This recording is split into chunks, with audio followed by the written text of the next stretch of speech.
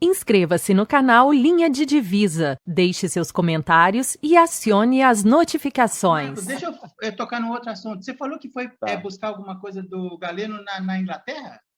Isso, é. Como é que foi isso? Aonde você foi? Foi em Oxford? Não, foi na Universidade de Kent. Na verdade, isso, por eu estar ligado ao Dr. Aldinucci. O Dr. Aldinucci, ele foi convidado pela Academia Britânica para poder desenvolver uma pesquisa lá na Inglaterra com a doutora Kelly, né, que é professora dessa Universidade de Kent. Ele me contou, ele me falou. Isso. Inclusive, o Aldo hoje é reconhecido como pesquisador internacional em função dessa experiência, né? E ele, então, me convidou para eu ser o seu pesquisador assistente. Olha, que né? legal. Que então, legal. eu fui à Inglaterra, passei um período lá com ele, com o Aldo. O Aldo passou um período maior, eu passei um período menor, mas eu fui para trabalhar como pesquisador assistente. E enquanto ele trabalhava na pesquisa dele, né, e eu dava assistência a ele, eu também aproveitei para trabalhar na minha pesquisa do Galeno, né, e eu fiz pesquisa lá, busca de bibliografia e etc. Foi um período bastante importante, produtivo, né, uma boa porta que foi aberta. Infelizmente, nós teríamos uma segunda viagem quando apresentaríamos o resultado das nossas pesquisas lá em um evento na Universidade de Kent, com algumas dessas figuras, alguns desses pesquisadores de relevância do Galeno, né? E aí chegou a pandemia e tudo foi cancelado, e até hoje a gente não tem notícias se o projeto vai ser retomado. Mas foi essa, em síntese, foi essa experiência, foi produtiva, foi mais uma pesquisa bibliográfica, né? Porque todas as coisas em Galeno, elas estão ou em inglês, ou em alemão, ou alguma coisa em italiano, mas eu sou extremamente grato ao Aldo por ter chegado para mim, vamos estudar o Galeno, porque eu não pensava em estudar isso, e hoje eu estou estudando algo que para mim é extremamente relevante, tentando entender, a partir dos gregos e dos romanos, como é que se dá, né, esse processo da psique, o que é a razão, como estabelece a razão, o que é a emoção, como estabelece a emoção, como que essas entidades que são tão iguais e tão distintas se comunicam, se relacionam, como é que a gente pode encontrar o ponto de equilíbrio para que o ser humano possa viver melhor em sociedade, consigo mesmo e em sociedade. Isso não é um papo puramente psicológico, isso é um papo eminentemente filosófico. Ô, Marcos, você vai gostar. Quando eu editar a entrevista que eu fiz hoje cedo com o Rafael, você vai gostar da parte lá, quase no finalzinho, ele fez uma aproximação da teoria cognitivo-comportamental da psicologia do século XIX, XX, né? Com o estoicismo. Você vai gostar, bem interessante. Olha só, o estoicismo tem muito mais coisas assim do que se imagina, né? Muito. O estoicismo, ele tem uma fama, Deodato, no meio acadêmico, de ser uma coisa de menor valor, né? Mas quem compreende o estoicismo como uma coisa de menor valor é porque não conhece nada, absolutamente nada do estoicismo. Assim como a filosofia medieval, ela é considerada de menor valor pela contemporânea. Isso, pela contemporânea, isso. Todo esse tipo de rotulação é um problema muito complicado. Porque uma coisa é a gente, por exemplo, sentar aqui e fazer uma crítica a Platão, determinados aspectos do Platão, né? Eu critico Platão. Platão destruiu a sofística, né? Você não engole isso, né? Não engulo isso. Quando estou trabalhando a sofística, né? Eu, inclusive, estou escrevendo um texto sobre o cancelamento da sofística. Quando você completar, quando tiver publicado, me chama, vamos conversar sobre ele. Tá. Esse texto está suspenso porque ele virou uma tese e eu não posso fazer duas teses ao mesmo tempo. Você vai deixar na segunda gaveta. Na segunda gaveta, isso. Mas, assim, uma coisa é você criticar Platão em determinados aspectos, outra coisa é você dizer que o platonismo como um todo é uma desgraça. Uma coisa é você criticar alguns aspectos do estoicismo, como fez Galeno. Outra coisa é você dizer que o estoicismo é um absurdo filosófico, ou é uma coisa de pouco valor. Na verdade, então, Galeno ele critica alguns aspectos do estoicismo, mas ele abraça o estoicismo em outros aspectos. O estoicismo é uma filosofia extremamente complexa.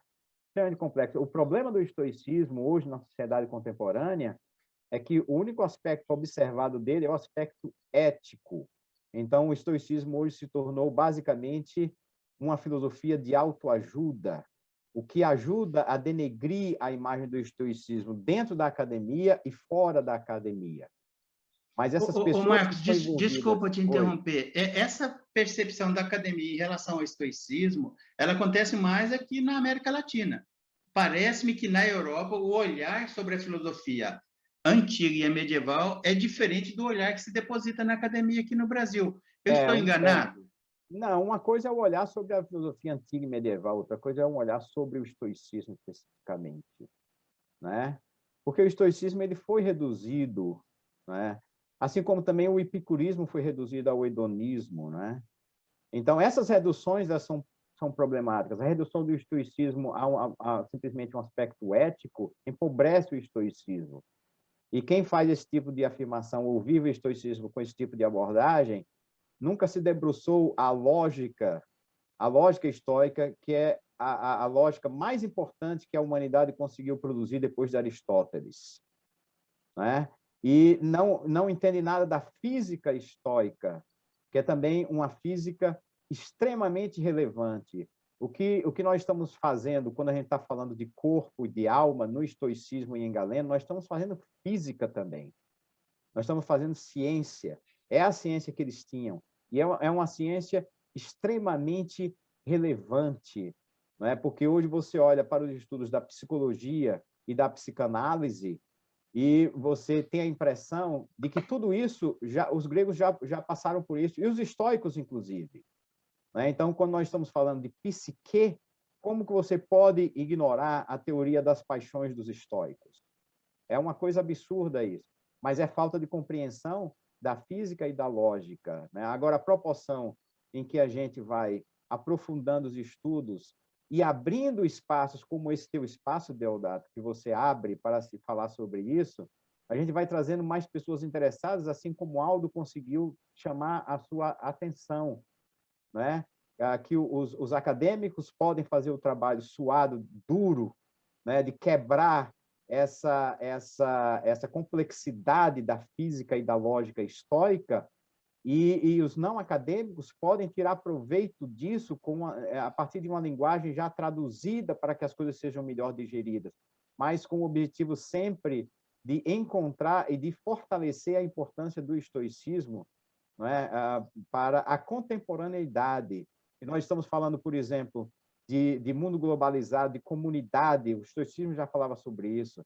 Nós estamos falando do aspecto ecológico, o estoicismo já falava sobre isso. Nós estamos falando de comportamento em família, o estoicismo falava sobre isso, comportamento em sociedade, envolvimento com atividade política, tudo isso já está contemplado no estoicismo. Falta, basicamente, o conhecimento disso. Juntamente com o Aldo, nós estamos tentando desenvolver esse trabalho, não só de divulgar o estoicismo, mas de traduzir o estoicismo para as pessoas que não fazem parte da academia. E nós temos um instituto chamado Instituto Viva Vox, né, que faz conferências, né, do qual você citou no começo do evento que vai acontecer em dezembro, né? Que um dos objetivos do Instituto Viva Vox é exatamente abrir um leque de discussão e apresentar o estoicismo para o maior número de pessoas possíveis, e cada vez mais fazer eventos e congregar mais pessoas, escrever textos e livros que, como o livro que a gente lançou agora com a tradução do Stockdale, né? O livro que nós lançamos, que escrevemos ensaios filosóficos numa linguagem mais simplificada, para que as pessoas que não têm nenhuma experiência acadêmica possam ter acesso a um livro desse, ler e dizer assim: legal, tive uma relação com o texto filosófico e não me senti completamente tolo ou alienado da atividade ou da compreensão filosófica, né? Eu recebi, só para fechar esse raciocínio, Deodato, eu recebi um comentário de uma pessoa que comprou esse livro, Coragem de Fogo, falando exatamente sobre isso, né? Que é um livro sobre filosofia, que não gasta muito tempo com os conceitos pesados da filosofia e que consegue traduzir a filosofia para pessoas comuns. E é esse o objetivo que a gente está querendo atingir, né? Vamos lá, vamos ver se a gente consegue. Desculpa, continuo falando muito.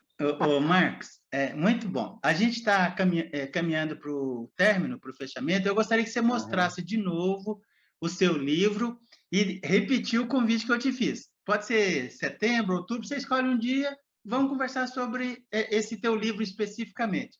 A Retórica Política do Cosmos Social. Fiquei muito interessado. Legal, a gente volta a conversar. Aí você escolhe a data, tá bom? Vamos conversar sobre esse livro aí. Tá certo. Tá bom. Vamos lá. Olha, obrigado. Um abração. Olha, estou muito satisfeito com a tua humildade em tratar de uma pesquisa tão densa, tão pesada, e da disponibilidade. Fiquei muito feliz, tá bom? Muito obrigado. Obrigado. Eu estou muito feliz, assim,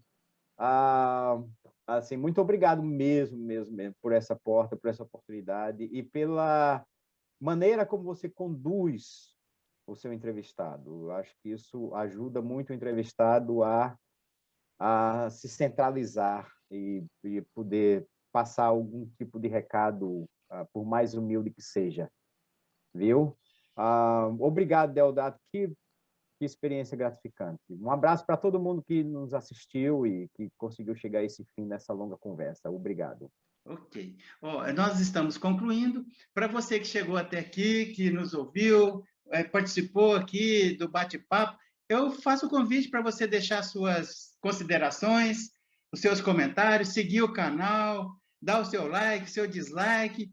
Fique à vontade. E aproveite, eu vou colocar no final do vídeo editado na íntegra, porque eu vou colocar na íntegra e vou colocar também alguns cortes, outras prosas com outros pesquisadores do estoicismo, tá bom? Marcos, um abração, a gente volta a se falar, tá bom? Um abraço. Inscreva-se no canal Linha de Divisa, deixe seus comentários e acione as notificações.